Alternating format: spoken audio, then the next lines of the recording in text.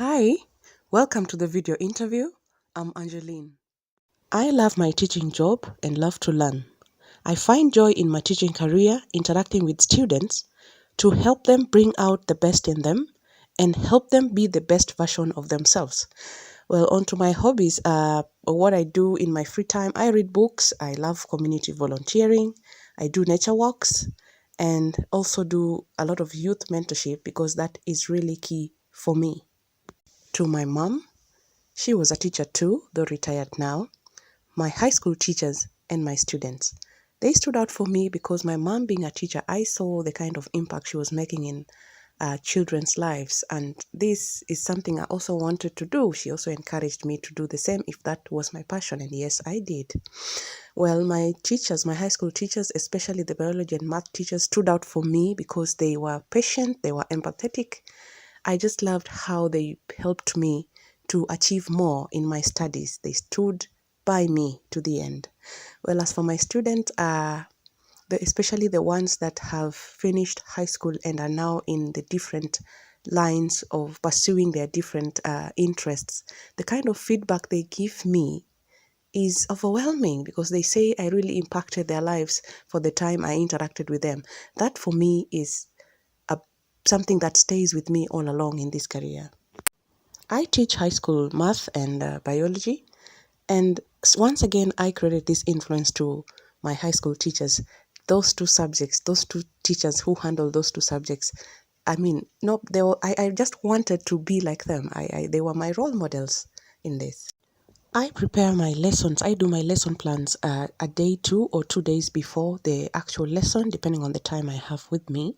So then a typical day for me begins with just doing checks. If depending on the kind of lesson I would have or the kind of studying strategy, I would be checking up. If it is a PPT lesson, I would check if the gadgets are up and running. If it is the learning center kind of delivery, then I would check if I have all the resource materials with me. But ideally, what happens on a day for me is the beginning of the day, I used to go through students' assignments for the previous day. Once I ensure that all is all right, the lesson ran seamlessly. That's how I prepare for my classes. I teach for, it depends on the timetables. Sometimes the longest time can be 1 hour, 20 minutes. But ideally for me, it's the timetable dictates timing. So averagely it's 40 minutes for one lesson. Sometimes goes all through to 1 hour, 20 minutes, like I said. Or sometimes even 2 or 3 hours. It depends on how the school timetable is organized. My lesson plans include the subject, definitely, the topic, time frame for the lesson, the learning activities, the teaching strategies, the assignments, the evaluation methods, reference materials, learning resources, extra assignments for high achievers, and take-home assignments. To prepare my lesson plans, I assess the lesson expectations of the learning objectives of the topic. This is what informs the learning tasks or the learning activities that the students will be engaged in. And this is what also informs the different teaching strategies that may be employed to ensure that the lesson objectives are achieved and that understanding of the lesson is realized in the students. My strengths are creativity, determination, patience and empathy, flexibility, and hard work. How will I use them in my teaching? Well, on creativity, I think of different ways to approach my teaching. I use different ways, so strategies. On determination, I constantly follow up student progress. On patience, I persistently explain, be it math problems or biology concepts to students, especially the slow learners, and I empathize with them a lot so that I end up having the grit to just carry them along. On flexibility, I adapt when classes don't go as planned, and many times some things happen beyond our control. So there is a bit of flexibility that I have as a strength that helps me. And hard work, well, to teach, to prepare lessons, to ensure that learning outcomes are achieved needs sheer hard work. That strength comes in handy for me, yes. Well, it goes without saying that to our classrooms walk students of different backgrounds, personality traits, likes, dislikes, cultures, and there's so much variety that walk into our classrooms every day. So then the kind of teaching styles I employ I believe in the learner-centered teaching styles, where me, the teacher, is a facilitator of learning. So then how do I ensure that I carry along all my students and their different learning styles? I love differentiation a lot. One that I'm very passionate about is in creation of learning stations or learning centers, where I have different activities in those sessions to enable me teach different styles. I also use a lot of technology where I employ audiobooks, videos, infograph, and many others that make the students use different senses. They could be visual, auditory, and the kinesthetic senses that ensure that all students are engaged and stay on task through the lesson. I like to target the different senses within the lessons. There are several others that I could talk about, but for the sake of the video, then I think those are key for me. Well, I believe that student behavior expectations are anchored on such aspects as respectfulness, responsibility, and safety, no matter the student levels. I also embrace integrity and morality in class and use rules and procedures a lot because this takes care of universally acceptable behaviors, social interactions in class, use of materials, and task completion. Well, that said, I believe that rules guide student expectations and behaviors, and this student needs to have a say. That we need to co-create them. I may have a few up my sleeve, but they need to be involved in creating their behavior expectations in class, so that we go by those rules and they feel part of the process. So student involvement is very key, and despite the fact that to our classrooms, many times disruptive behavior happens, at the end of the day, classroom management skills come in handy to help, because when the students stay on task, then disruptive behavior is minimized to some extent. Well, I believe that classroom management isn't just about avoiding student disruption, but about creating an environment that enables students to focus on learning and teachers to focus on teaching.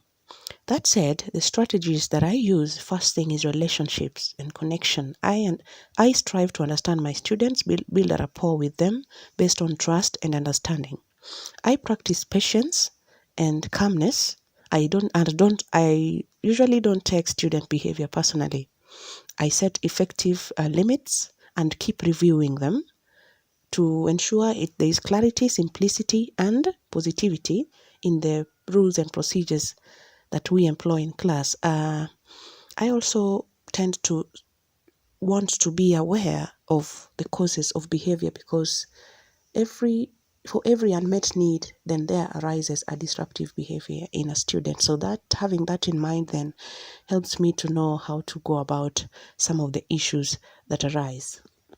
Additionally, I strive to maintain a positive classroom climate to ensure that my students are learning, the students are staying on task, are engaged, and are learning with joy. Well, on this, I use the preset or pre-made grade level standards that are tested through exam, mostly at the end of the semester, at the end of the term, or at the end of the year. But I don't wait for this. I like to measure learning as it takes place, which means this is an ongoing process. For me, I choose to answer questions like, do the students understand what I'm teaching? Was it too difficult for them? Was it too easy? And what are the aspects of the topics that the students did not understand, and what can I do? So seeking to answer those questions helps me to measure learning as it is taking place, so that I don't wait for the grade-based kind of assessment to be able to measure learning. Additionally, I also like to help my students set their own personal goals in learning, so that they are able to measure learning as they are learning and be able to set achievable goals so that we move together. I embrace the use of technology in my classrooms, and I find technology to be very, very useful in education. Reason is there are certain concepts that I don't know how I would have managed to teach without the use of technology. I use PowerPoint a lot in my classrooms to teach concepts that I would have otherwise found so much difficulty in teaching. And this gives the student room for having a more visually appealing kind of setup where they have observed videos, we do have infographics, there is the PowerPoint slides, and I know there are many technology forms that are used in this classroom. For example, the smartboard that has a more richer user interface, and so many more that I want to learn to use so that I bring in technology into the classroom to help my students learn. Well, me and my colleague are coming up with a botanical garden at school to enable us have a rich resource center for biology specimen, just so that our students have a rich resource center for biology specimen nearby. And then I'm coming up with a youth mental health club to enable our students have a forum to open up and discuss their issues openly and have solutions. This came into my mind after having learned from being a head of guidance and counseling that our students have a problem opening up. So I thought, hey, why not? Because this is a forum that would give them that chance to be free with themselves. I had my snapshot moment of happy, satisfying teaching a couple of months ago when I was teaching my Form 4 class on bonds. Well, bonds is not really the easiest of topics, and students have quite a negative attitude towards it.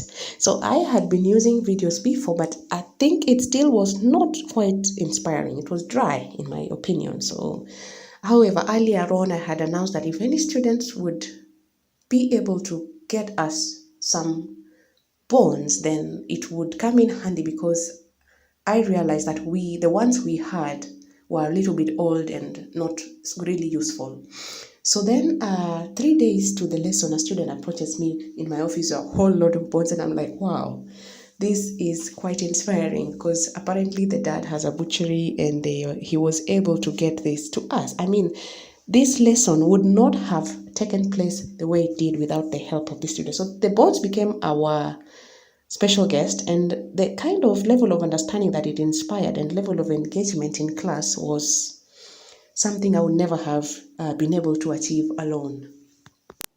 Well, I believe there is no one size fits all way to collaborate with parents. What I do know, however, is that for me, in-person meetings comes in handy, especially to develop trust and rapport. But that said, technology comes in handy to establish even stronger relationships. I have used calls and texts quite a lot, and emails to some extent, but that's just a bit. I know there is even the classroom management softwares that come in handy for this. But at the end of the day, I know that the collaboration with parents is really key for reinforcing student behavior and accountability. It helps me to maximize parental trust and to establish working relationship between me, the school, and the parents.